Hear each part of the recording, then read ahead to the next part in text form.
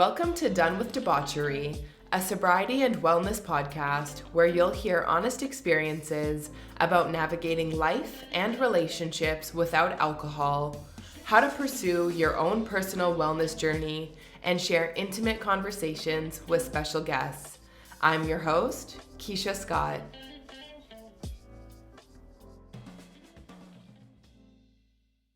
Hello, and welcome back to another episode of Done with Debauchery. Guys, we've officially made it through Christmas. I made it through my first sober Christmas, and we're in the final stretch of 2022. I have so much I want to tell you about how my first sober Christmas went, what I'm most excited for in 2023, and I want to chat with you about Dry January and why I think it's such a good idea for those who may be sober curious or questioning their relationship with alcohol. So here's what we're going to do. Today, you're getting a conversation between myself and a special guest, and on Saturday, December 31st, I'm going to drop into your feed one more time for the final podcast episode of 2022. And that's when I'll share all the details about my Christmas, Dry January, and what you can expect from Done with Debauchery in 2023. My special guest this week is David Thompson. David is the president and co-founder of Clearsips, which is an Ontario-based importer, distributor, and retailer of non-alcoholic spirits, wine, beer, cider, and ready-to-drink beverages. You guys are gonna love David. He and his family founded Clearsips in 2022 and run the business together. Through being sober for 9 years himself, David has seen the evolution of the non-alcoholic beverage industry from his position as a non-drinker, but also through his career as the owner of a wine agency. His perspective is unique.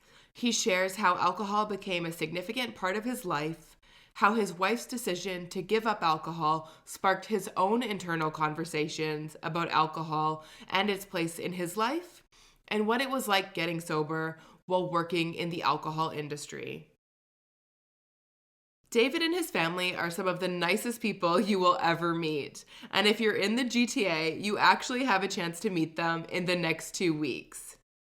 Clearsips is hosting a Dry January non-alcoholic wine and spirits tasting on Sunday, January 8th in Burlington, Ontario. You'll have a chance to actually connect with the Clearsips team, get some expert advice on the best non-alcoholic wines and spirits to try, and an option to actually try them before you buy them. If you're new to the non-alcoholic drink space or you're already familiar with what you like, this is just a really good opportunity to try new options that have been carefully selected by David and his team. I'll definitely include the link to get more information and buy tickets in the show notes. But with that, let's get into it.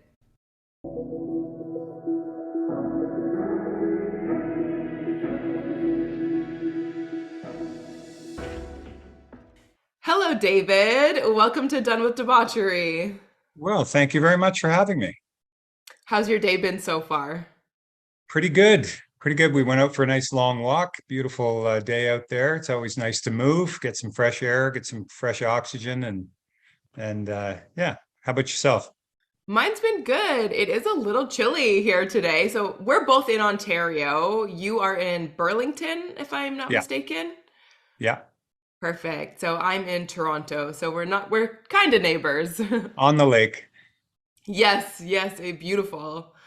So it is so great to have you here today and to be chatting with you again. We actually had the pleasure of meeting in person a few weeks ago at the Clearsips pop-up shop that you and your family were doing at Stacked Market. That's right. That was a lot of fun. That was eye-opening, and we met tons of people, and it was a really good opportunity because there's not a lot of chance to taste, good non-alcoholic beverages out there in the market. So a lot of people are kind of experimenting online. If they go to the grocery store first and, typically aren't satisfied there. And, so I've talked to a lot of people that, experiment on some pretty expensive products online, and sometimes it's a win and sometimes it isn't. But, it was a really good opportunity. People seemed very appreciative. Yeah, it was so busy when I was there. I saw so many posts on Instagram of everybody stopping by. So I love to see that. And like what you said is bang on. Like the grocery store is giving non-alcoholic drinks such a bad rap. Yeah. Like the wines that you pick up there are terrible.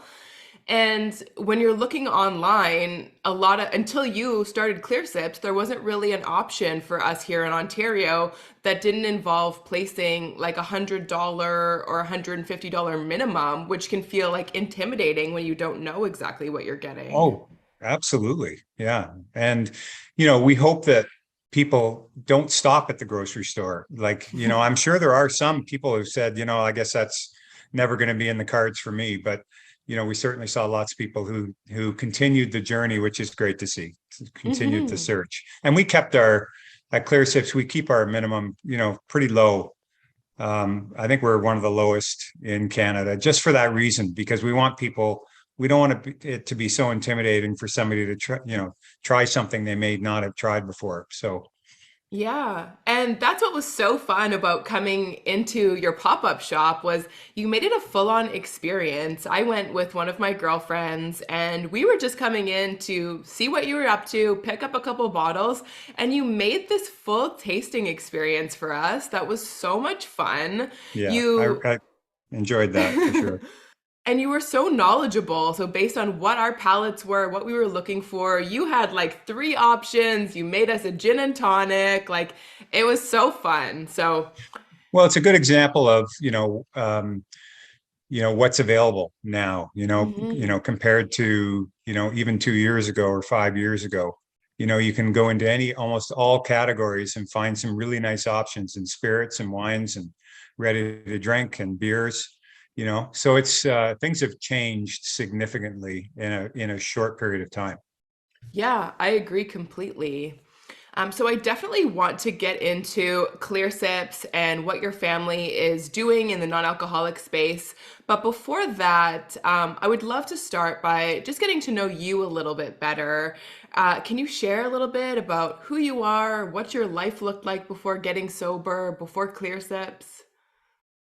Well, sure. I observe out there in the recovery world and the sober world that in some cases it's almost people are almost competing for who had the lowest bottom Mm, before they gave up alcohol. My story isn't really that dramatic. Very typical small town. We drank a lot in high school, and that went into on into university. um and actually when I was first married in my mid 20s, my drinking actually went down quite a bit. We were very kind of normal, I would say normal drinkers. mhm. And then you start to, I think there's a link between not affluence, but you start to make a little bit more money, you have a little bit more disposable income. And I think you start, if you enjoy wine like we did, you start to spend a little bit more. And so It it's becomes a probably started to hobby go up. almost. Yeah, well, exactly. And it did become that because in my 30s, I worked for corporations that had quite good entertainment budgets. So I had my first opportunity to really go out and purchase some, a lot better wine than I would, typically buy for myself. And that went on for a decade of entertaining, Hmm. and so I really at that point kind of that cemented my love of wine. And in my 40s, it's when I started my wine agency, Vintage Trade. And, my first trip was to West Australia to find, because I had done some research showing that there wasn't much of that available in our market. And so I just went and I just, went to wineries and said, this is what I want to do for a living now. And, some of them put their trust in me. And anyway, I was able to start my agency. And so during my 40s, really, I just basically traveled the world looking for wine. And Hmm. so, in doing that, it becomes more and more central in your life. It's what you do for a living. It's what you do when you relax. It's what, so I noticed that through my 40s, my drinking started to increase quite a bit. And I guess towards my late 40s, whereas I used to be more interested in wine than alcohol, there was a transition, an almost Mm, 180-degree turn to, it almost became, I was more interested in the alcohol than the wine. And that was kind of towards the late 40s. And I started to have more kind of internal conversations with myself about alcohol and what my relationship was with it. And you start to play, some games with yourself. You're not going to drink on Mondays, and so, these conversations, started. And then, in my early 50s, my wife, Margaret, decided to give up alcohol. And, and that's really difficult. I think that in a couple situation where one person quits and the other person doesn't, I think that's challenging in a lot of ways. And I hmm. certainly, it kind of put the spotlight on my own drinking at that point when I was drinking alone. And so Yeah. that was a big difference. And I remember the night, it was a Sunday night. I was having that conversation with myself. I said, I'm not going to drink tonight, and, lo and behold, I go down, I get the bottled Napa Valley Cab that I knew I had down there that I was, wanting to try, ended up drinking the bottle that night. And in the morning, I woke up and I said, that's it. So it's kind of like, it becomes like, who's controlling who? Are you Yes. controlling your alcohol, or is the alcohol, has the alcohol become to control you? And that's, I think, my breaking point where I said, I don't want to have that relationship anymore with this. So that's when I stopped. And that was about almost 9 years ago.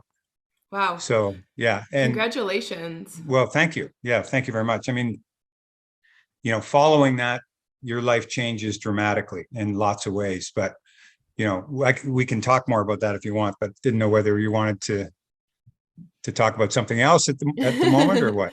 Well, I think it's like I just do want to go back to one thing you said and about how your drinking changed from being about wine to being about the alcohol. And that's something that I think so many people can relate to. In the beginning, it often starts like as a really fun thing. It's a way to connect with people in your life. For me, it was a large part of my working relationships. I'm coming from the real estate industry. We would always go out for dinners and drinks and to Yeah. basketball games, and the focus would be alcohol. And I got to the point where I wasn't looking forward to seeing all of these people. I was looking forward to, what am I going to drink tonight? Like, what am I going to get to try? Like, how drunk am I going to get? And for Yeah. me, that was a really pivotal point as well. So I definitely relate to what you said there. Yeah. And, and if you're an introvert, it makes it difficult because alcohol is that social lubricant that helps you relax when Hmm. you're out with people, when you're being social. So, you know, that also makes it difficult. And part of what you look forward to when you are drinking and you're going out is that first drink. Yeah. And that first drink, as we all know, is, the nirvana. You get about a 20-minute, nice little buzz after your first drink. And for me anyway, you spend kind of the rest of the night kind of searching for that first 20 minutes, Yeah. and you never find it again. Right. Hmm. So, yeah. Yeah. That's so true. And so your wife is sober as well. And I know that you have two daughters. You run Clearsips as a family. And Yeah. so I read online that 3 out of 4 of you are sober, and the fourth is sober curious. Yeah. So we did that kind of on purpose because, um, so now we're going back, to kind of a year ago when we're kind of, creating the company and looking for products. Um, at that point, I might have been a little bit concerned about, I'm a wine agent. I'm known in the wine community. What would that look like if I were sober? And I had those Hmm. kinds of thoughts. So we purposely made it, obscure so that you didn't know which family member was sober curious or not, not Yeah. completely not completely sober. Yeah. Yeah. So that was on purpose. But since then, I have no issues at all with I'm proud of my sobriety, and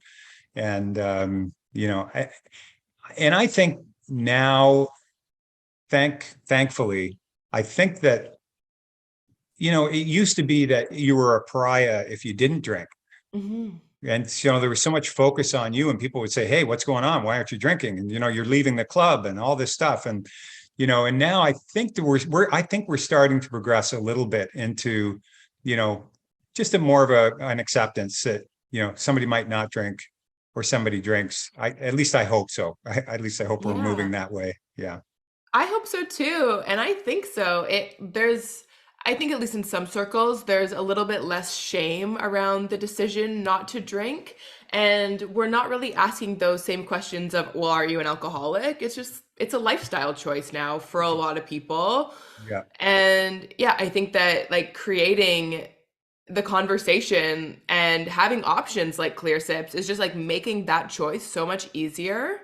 Yeah, for So I sure. guess just to clarify for the listeners, Clearsips is your family-owned business, you're Ontario-based, and you're dedicated to bringing premium, great tasting, non-alcoholic drinks to Canadians, That is essentially. correct. Yeah, it's separate. It's a separate company, and that is exactly what we're trying to do. And really, if I look at the general, the concepts of, well, for example, why did we start Clearsips? I Hmm. think is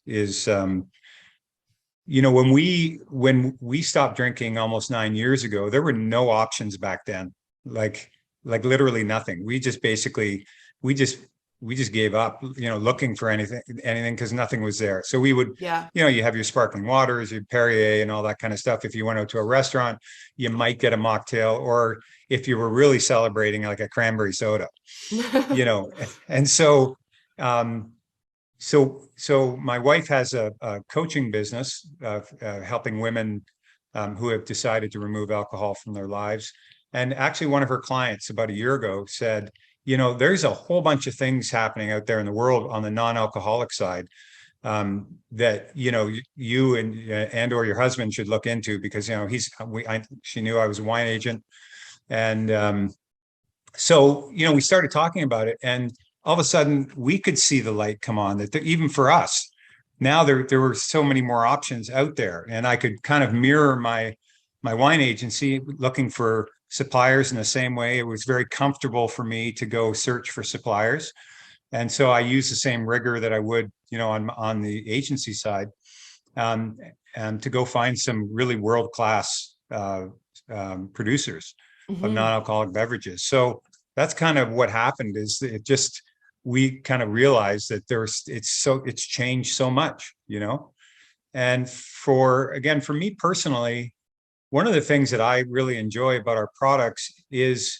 now I'm 9 years sober, right? So is the whole ritual around opening a bottle of wine. I mean, for decades, I opened wine and drank wine out of a nice, a wine glass, and shared it with my wife. And I can do all that again. Hmm. I can do all of Yeah. that again. And it brings back some really comfortable memories, and we're choosing a white or a red or a sparkling, or, and so that for me was great. That was a real plus, for us. So where, my samples on the agency side were, you know, harming me, for lack Hmm. of a better word, because I had open samples all the time from all my tastings, and I had to try everything that came in. So there's Yeah, well, you always don't open want to waste bottles. it either. Well, I don't want to waste it. That's right. So it's gone from that to these samples, which do no harm, and you just enjoy. So it's been a great Yeah. transition from that point of view, for sure. That's amazing. And so, what was the process like of bringing Clearsips to life? Were you worried about the response it would have in the market, or were you pretty confident that like this is something that people are looking for? I was pretty confident, because if you go to Europe or you go to other areas of the world, it seems like almost everyone out there is further ahead on the Hmm. non-alcoholic side than Canada and the US, Yeah. and Europe at least 3 to 5 years ahead of us. So that's actually where, I found a lot of products, was in, looking in Europe. And um, I mean, I suppose, it crossed my mind that I would wonder whether, the same customer that I had on the wine side might question the non-alcoholic side. But in reality, I mean, I sell now. I've got sales reps out on, that have been calling on restaurants for 20 years, that now they're taking two orders. They're taking one out, That's wine, awesome. yeah, one wine order, and a Clearsips order. So whatever fears I had, I don't believe are founded. And frankly, if somebody has an issue with it, that's their issue. It's not my issue. 100%. Yeah. So that's amazing. I love to hear that the same companies that you're in restaurants you're working with are now also adding the non-alcoholic options to their menu. Did you feel like there was like a little bit of a dichotomy for you when you were first running vintage trade, selling wines and spirits, now starting this non-alcoholic, I Yeah. guess, non-alcoholic alcohol company? What would you call Yeah. Well, it? non-alcoholic beverages. Yes. Yeah. Um, so I guess I would likely have more felt that if I were not sober. Mm-hmm. So if I were, it would then look in my own mind, I'm just saying, it would then to me, I could see how people would say, well, you're just trying to capitalize on an opportunity. Yeah. You're on the wine side, and you're just trying to capitalize. And so, I don't believe that's not how we came to this. We came to it honestly because I don't drink. So these products had real appeal to me. And I hope that, I have when someone looks at it, they see that there's a genuineness, about our path to get here. And I can confirm that you see it. Like coming into Stack Market, I got to meet you and your wife, Margaret, and one of your daughters. And it was just like this like instant connection, this instant passion that you all really cared about what you were doing. I could tell just by your knowledge of the products. It's not like you just randomly chose these things and were like, yeah, buy them. This is popular now. You have like a genuine passion and also like the palate to be the Yeah. expert. Well, we said no to a lot of products, and um, but there is something for everyone out there. Like just because I didn't say yes to a product doesn't mean that there wouldn't be people Mm. that would like that product. I mean, it's like anything. It's like art, or nobody can really tell you that what you should be enjoying or how much you should be enjoying something. And so it's a bit of a search that way. People have real, like at Stack Market, there were a lot of people that were coming in buying for somebody else and saying, they were having trouble because they in essence were trying to taste something and figure out whether their partner would like it or not. And that's a really you could see how difficult Yeah. that was for people to do, because how do you know? How do you know? Yeah. Yeah. Just like I guess if you were to gift someone a bottle of wine, you don't know if they're going to like it. But True enough. so, what was it like for you getting sober while running a wine and spirits company? Yeah, initially, for the first, I would say, a couple of years, it was more difficult because there's a whole, when you visit your suppliers and you go to their vineyards, I mean, I suppose initially it's a very kind of exciting thing to do. You're going to new countries and you're meeting people, and they obviously they're very proud of their product, and there's always entertaining. I mean, there's so it was very dicey actually in the beginning because being newly sober is the most difficult time. It's the Hmm. time, that first 12 months, at least for me, was constantly being triggered, because you haven't even gone through a season yet, sober. Like if Hmm. you look at your seasons in a year, for example, and you have to go through each of those things once, without alcohol to have experienced yet. And then the next time it happens, so there's a period of time where it's difficult. So, I'd be at a winery and, they'd be wanting me to drink, and I was uncomfortable, telling them that I wasn't drinking. And so there's a lot of stealth drinking going on, you know what I mean by that, Yeah. obviously, right? Yeah. And we saw lots of people at Stack Market, like we had a couple that came in and she was pregnant and they hadn't told their friends yet. And so they were looking for a non-alcoholic white wine. And what they did, they came back in to buy more, actually. They said, we poured your non-alcoholic wine into an empty alcohol bottle, Mm. and we served that to everybody, and nobody said a thing. And we were able to keep our secret. They served So it there to all was, their guests. yeah, exactly. I Yeah. love that. Yeah. So there was a lot of that early on, of deking and pretending to drink and all this stuff. And it was difficult, but, that's the hardest part, is when you're with your suppliers. Yeah, and it's almost like you're being tested every day that you go up to work. They're like, "Are you really firm in this decision?" Like it's Yeah. almost like I can feel that being very overwhelming. Yeah, Like it's hard enough just existing going to a restaurant and not not having a drink for versus doing it sure. every day for work. And plus I'm an introvert. So in before that, I would have had drinks and, I would have relaxed and become more extroverted and all this stuff. So Hmm. it's, yeah, for many reasons, it is difficult at that beginning part. But as far as tasting wine, even when I was drinking, like when I go to a professional wine show like ProWein in Germany, I go every year in March. You're tasting 100 wines a day. Yeah, You're never swallowing. Like when you're professionally tasting, you're spitting. yeah, Which when we have our own wine tastings for people to come, nobody's comfortable spitting. So people actually drink quite a bit at wine tastings because they're I they're not believe comfortable it. with spitting into a spittoon. But when you do it kind of for a living, so that part wasn't hard, and that's remained the same. I taste hundreds of wines a year, and no problem with Yeah, that. So yeah, that's amazing. yeah. So for Clearsips, right now you are primarily an online retailer. Are you going to do any more pop-ups in the future, or will it be another I opportunity? I hope so. We're talking, we're talking about maybe something in January. Um,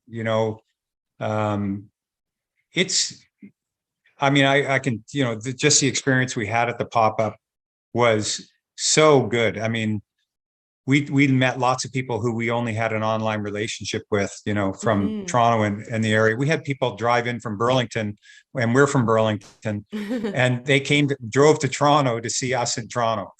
you know, I love so it. yeah, so that part was really good, and the beautiful thing is that you don't get online is you hear people's stories, and everybody's got a story, and I found that people are a lot more interested in what they can find to drink from a non-alcoholic point of view than they are on the alcohol side. Hmm.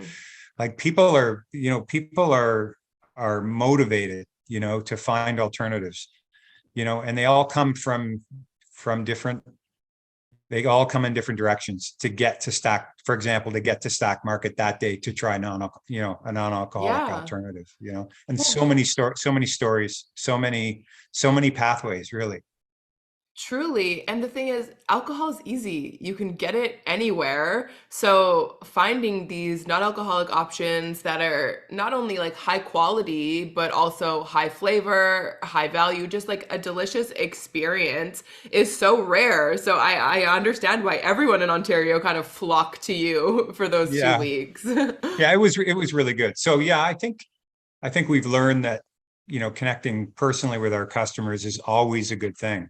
Hmm. It becomes a matter of finding the right venue and so on and doing that. So yeah, I mean, but our online has been very brisk. Our one of our main messages out there, and was backed up by meeting people personally, is um, even if you drink, and even if potentially you might be looking for something, say you want to blend, we call it blending, on an evening where you might have Hmm. some non-alcoholic stuff and some alcoholic stuff to lower your overall intake of alcohol. Maybe you're driving, or for whatever your Sure. personal reason is. Um, our but everybody knew somebody. It didn't matter who you were. Like 100% of the time, everybody knew somebody that they thought could benefit and would enjoy a non-alcoholic alternative. And so that's one of our that's a big theme with our company, about being inclusive. Whether you're a restaurant, whether you're having people over, at a typical Christmas party, maybe I'll speak for me. I used to spend a lot of time. Okay, I'm picking really good wines, red and white, and maybe some, sparkling options, and you spend a lot of time there. And at the end of it, when you're out shopping, you say, "Oh shoot, I got to pick up something in case somebody's not drinking." And so you might do Hmm. pick up some Perrier or some pop or something. But it's It's an always, afterthought. oh, it's 0.5% of the time you spent, you know, on Hmm. the alcohol side. And so what we're trying to really um, focus on is, think about those people who are coming, who already probably feel uncomfortable because 95% of the time they're not thought about. So they're walking around with a Diet Coke or, a Perrier in a normal glass or Mm-hmm. whatever, and feeling, like probably people are looking at them or whatever. It's just feeling more conspicuous.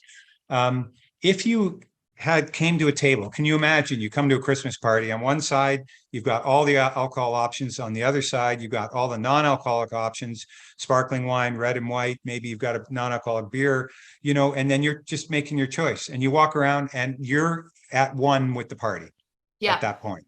You're totally included. So we think it's really important to spend a couple more minutes and think about that person who doesn't drink, who's coming to your home or to your restaurant, and make them feel included and comfortable. And let if you're rejoicing about something, let them raise a glass just like everybody else. And yeah, so that's a main theme with us, is that inclusivity. Yeah, and it makes such a difference. Can honestly like change the entire trajectory of the night. Like all of a sudden, I'm gonna automatically be more comfortable. I'm gonna want to stay a little bit longer because I'm not just sipping a water all night, like counting the minutes until I can go home. Right, exactly. That's amazing. So are most of the products that you're selling 0.0%, or are there some that are in that 0.5% range? Well, in Canada and the US, the rules, the labeling rules say you have to be less than 0.5 to be considered non-alcoholic. Hmm. So, in most wines, non-alcoholic wines, if they were fermented to begin with before having the alcohol removed, it's not impossible, but it's fairly difficult to get to zero point 0.0. So there's always going to be a Okay. trace, but it can be 0.1, it can be half a point, it can be very, very, very tiny percentage. But Hmm. legally you can have up to 0.5 if and still be called non-alcoholic. Yeah. Yeah, and I guess there is a little bit of a conversation sort of in the sober community about those really low trace percentages where some people, I guess it's with anything, everyone's going to have a different opinion, but some people are very against that. What are your thoughts? Well, so there's lots of other options. So if you go into our ready to drink like Edna's, they never had alcohol to begin with. So Hmm. you could have a non-alcoholic cocktail, and have, 0.0 if you felt strongly about that. We also have a brand called Zira, which is made by Pierre Chevin, which is a non-fermented wine. And so they do everything except add the yeast. So they're mixing everything together. They've got grape must, and they've picked the fruit, and they're going to press it, and they make a wine, but they don't ferment it. So it never had alcohol in the first place. Oh. And so that's a brand that we carry just for that reason. If somebody, is adamant that it's a zero point 0.0, then we've got a sparkling Chardonnay and a Chardonnay for them. And then you can go to, our ready to drink options Hmm. that don't have any alcohol in them. Yeah, so it's not just wine. There's actual like ready to drink cocktails, mocktails, as well as spirits that are zero point 0.0. So you can make like that virgin gin and tonic. Right. Exactly. Exactly. That's amazing. And Yeah. so, as we are approaching dry January, we're just making it through the holiday season. We're going to see a surge of people opting to abstain and probably really reaching for alcohol free options. For me personally, dry January is actually what sort of started my path down sobriety. It was January 2021. I committed to doing dry January. It was my first time in a long time taking any kind of break from drinking. Yeah. And it really just kind of sparked that interest that, like, okay, there is more to life. I don't have to feel like this all the time. But so with dry January coming up, I'm sure that Clearsips is gonna be on the mind of a lot of people. Do you have any recommendations of non-alcoholic options or for wine, Well, spirits, the ready to drinks, something that's like low barrier for people wanting to experiment? Yeah, I mean, we'll have some, we always try to come up with some interesting, kind of like a starter kit, that Hmm. gives a nice variety to people without being, we try to target around $75 because that gets you free shipping, so we kind of build it to that point to make it the most kind of cost effective. And, so look, maybe look out for those. And that's a great option. It'll give you some, non-alcoholic wines and maybe some beers and some ready to drink options. And it's a great way to try out some products Hmm. in a kit form, that you don't have to, that you don't have to spend a lot of money to try. And so we find that people tell us that that's a great way to, you get one or two of something, and then, if you really like something, you can come back and order more of that product. So it's kind of like a win-win. You get to, you try it out, and if you really like it, then you know something, you have some confidence online that's what you're ordering, you like. So so that makes people more comfortable for sure. A little sampler. You're not committing to like six of these non-alcoholic beers. You can get one or two in the pack, try them, see if they click with your palate, and go from there. Exactly. But we've got some new products coming in. We've got a new Napa Valley brand that's arriving next week, called Luminara, and they've done a great job. So this winery has been around. They've been doing non-alcoholic wines for a long time, and so they have a lot of experience. And so, just based on my wine experience, I know that when I smell, when I put we call it when I nose the wine, they've totally nailed all the Napa Valley qualities that you would come to expect. There's some oak, and it's just unmistakable Napa Valley, both on the red, it's mostly Cabernet. It's about, I think it's 75 or 80% Cabernet. And then there's also a Chardonnay, which is slightly oaked as well. So it's just a classic example of Napa. And that's really nice to have. Like, in an ideal world, I would take all the things I look for on the wine side, like a New Zealand, Sauvignon Blanc, and what people are looking for on the wine side. And Hmm. I would love to replicate that on the non-alcoholic side, so that you went on a wine list and you could find not non-alcoholic options, everywhere in all the regions of the world where you like your wine coming from too, right? Yes. So, yeah. So there's that. Yeah. So some new things for sure coming up. I will definitely be keeping my eyes peeled. Last night, I opened up one of the wines I purchased from you at the pop up, and it was the one I can't recall the name of it. It's L apostrophe. It's almost like a Sauvignon Blanc. It's a Yeah, white. Larjol. Yeah, it's Larjol. Larjol. Yes, I knew I wasn't going to be able to pronounce it properly. That's okay. Yeah, It is that's the okay. best non-alcoholic white that I've ever tried. It for me, the tasting notes are so similar to a Sauvignon Blanc. Like it is bang on. I remembered loving it when I tried it with you, and I was like not wanting to open it because I only have one. But like last Yeah. night, I finally cracked, so I will have to be placing another order soon. Well, it's interesting that you picked that wine because when we were searching for wines last winter, and we taste everything blind. So Mhm. that was the first wine that I said, "Oh my God, this is Sauvignon Blanc." Yeah. And I thought maybe something else, but I wasn't sure. But for sure, I thought that this is the first non-alcoholic wine that I could identify the varietal, before knowing what it was. Yeah. So really interesting. And it does have Viognier, which, is a little bit more floral, and, um, and you can for sure. And it's got actually more Viognier than Sauvignon Blanc, but it's the Sauvignon Blanc that really comes out in that wine for sure. Yeah, it almost like teleported me back to drinking an actual wine, which was something I was not expecting, So but in and a good and way. and so it's just been a year for you? Is I'm that just at 10 months. Yeah, 10 so months? Okay. I did my first stint of January 2021, and then I did kind of a flip-flop between drinking and sobriety. And then it was this year, February, was when I finally said no more. So I just Okay. hit 10 months. So you're going through that first year of new kind of experiences without alcohol. I am. And like There's been ups and downs. For the most part, it has been great. I feel I'm really lucky that my friends and my social circle is very supportive. I have girlfriends picking up sparkling waters, Olipop, like any kind of like little non-alcoholic treat they see for me.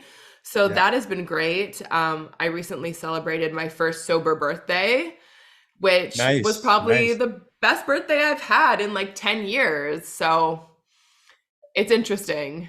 Yeah, I mean the benefits are just so vast and yeah, I mean when you do make that transition and you really not a 30-day transition. I hate to say Hmm. it. I mean, I totally encourage 30-day, without drinking, but Yeah. when you go longer, it's really when you see all the benefits that come, from not drinking. So that's great. Yeah. That's congratulations. That's that first year is it's Thank got some you. bumps for sure. Definitely. But for the most part, it's been good. I'm about to do my first sober Christmas. As we're recording this, it's coming up. So, but I'm feeling good about it. Like, and I have the red wine that I picked up from you that I'm planning on bringing to the holiday dinner. Like, I feel prepared and I don't feel that temptation because what I have is actually more delicious Yeah. than the alcoholic options. Well, let's hope that, where people go this year, maybe people have inched a little bit forward in thinking about people like us that aren't drinking, Hmm. and I hope that, you know, that everyone out there that it's are in the same boat, either, bring something yourself so you can put something in your glass or, hopefully the host has thought of you. Yeah, and I think that's just the reality too, is that we have to come prepared because in not all situations is there going to be something there. So having those options, having maybe more than we think we're going to need to get through that experience. Yeah. Yeah. I mean, I was at a family dinner about it, I don't know, a couple of months ago, and there were some, older friends of the family that were there. We only brought because anyway, there wasn't any that we brought what we were going to have. Hmm. And I think like we just brought like a bottle or two or something, and like five people there, all they wanted to do is drink what we brought. So we basically Yeah. didn't have enough for ourselves that night. But it's just a small indication that people, and restaurateurs need to know this too. When I said we're selling to restaurants, it's still an uphill journey. Hmm. It is difficult. They are very alcohol centric. But if you have something for people, you'll be amazed at how many people will like the option. Like there's Yeah. this this argument that the restaurant will use is, well, I don't see much of a demand for it. Well, you don't see much of a demand for it because you don't offer anything. Hmm. So people who are looking at a menu, do you think they're going to take the time to say, hey, like, could you bring in a non-alcoholic sparkling wine? Like, I really would have enjoyed that if that were an option. Like, nobody's going to tell you that, Yeah. right? Yeah. And they're not going to also tell probably the server who may not have any control over what products are brought in and out. Exactly. Exactly. But the more noise we make out there, the better for sure. I mean, I hope that with restaurants, it'll be like 10 years ago, there was nothing vegan on the menu. They Hmm. didn't even know what that was. But now it's totally changed. And there's these things get swept so that, almost as a restaurateur, you can't ignore it any longer kind of thing. And I think that's where we need to get to where, they're saying we have to have some options. So And people are willing to pay for the options. That's the thing. I would pay the same amount for a glass of non-alcoholic wine that I would have for alcoholic wine. yeah, I mean, you're out there because you're out there with friends. Hmm. You're not out there because, that's the only reason you're out there. It's people getting together and you're going somewhere. So Yeah. that's the main reason you're there. So that if you have something, and you're included again, part of the group, part of your it's just the same. It's just this person has alcohol in their glass and this person doesn't, but they're Yeah. both drinking wine, you Yeah. know? Yeah. And if you just have the option on the menu, so I don't have to say, what can you make me from the bar that's non-alcoholic? And it turns into a whole production instead of just giving me a couple options, letting me choose what I want, and we can just all carry on with our dinner Exactly. experience. Exactly. Yeah. Amazing. Well, Yeah. before we wrap up, I do like to ask my guests all one question, and that's what's one thing you wish you knew about sobriety before you quit drinking? Um, that's an interesting. Well, I guess, I potentially would have stopped earlier. Before I quit, it was so daunting to me, based on the lifestyle that I had developed. Mhm. I wish I knew that I was going to be stronger than I thought I was, and I might have stopped sooner, a little bit sooner, and even a year of heavy drinking, if you stop a year sooner, you've gained so much in that year, So I Yeah. wish I guess I would have quit a little bit sooner if I had more confidence in myself, I guess. Hmm. If you knew what was to come. Right. Exactly. Yeah. Amazing. Thank you so much, David. So, what's the best way for anyone listening to follow along with Clearsips, stay in the loop of future events, order some non-alcoholic options? How can people Sure. find you? Well, we're at clearsips.ca, and if you choose to join our email list, we don't send out 3 a day. It's maybe one a week or something like that, and usually we send out because there's something to say. There's a new product, or a new blog. My Margaret writes a blog, or it's a reason. It's a good Hmm. reason. So we won't over email you, but we do have some new and exciting products coming up that people want to be made aware of. So yeah, clearsips.ca. It's super simple, and yeah, hopefully we can connect with some of your listeners. I'm sure you will. Thank you so much for your time. It was such a pleasure chatting with you. You're more than welcome. Thank you for having me on, Keisha. This is Keisha signing off on another episode of Done with Debauchery. If you liked what you heard, please share and subscribe. You can also find me at donewithdebauchery.com or follow along on Instagram at donewithdebauchery.